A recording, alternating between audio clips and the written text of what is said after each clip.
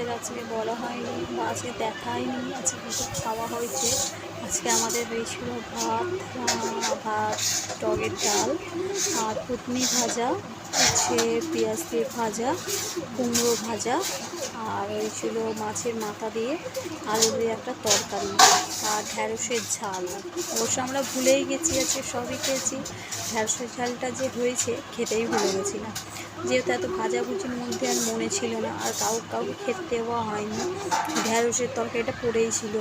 এবার লাস্টে তখন দেখছি যে কি একটা নেই, কি খাওয়ার নেই, দেখছি যে ঢ্যাঁড়সের তরকারিটাই খাওয়া হয়নি। আমরা ভুলে গেছি ঢ্যাঁড়সের তরকারি খেতে, যেহেতু এটা চাপা ছিল বলে আমরা আর বুঝতে পারিনি।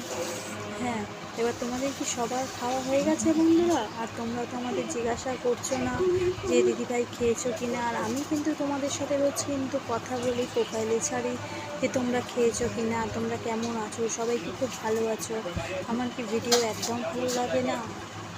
হ্যাঁ, তোমাদের কাছে একটাই রিকোয়েস্ট করব, আমার ভিডিওটা যদি পারলে, যদি হয়তো ভালো না লাগতেও পারে, একটা কথা বলবো, আমার ভিডিওটা দেখো, আমার ভিডিওটা কেমন হচ্ছে।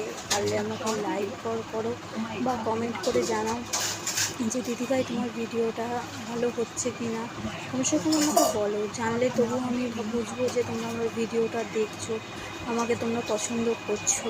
হয়তো আমাদের পছন্দ অনেকে নাও করতে পারে, এরকমও অনেকে হতে পারে, যে জানি না আবার তো ভালো লাগবে কি না। একটা কথাই বলবো যে আমার ভিডিওটা কমসে কম তোমরা দেখো।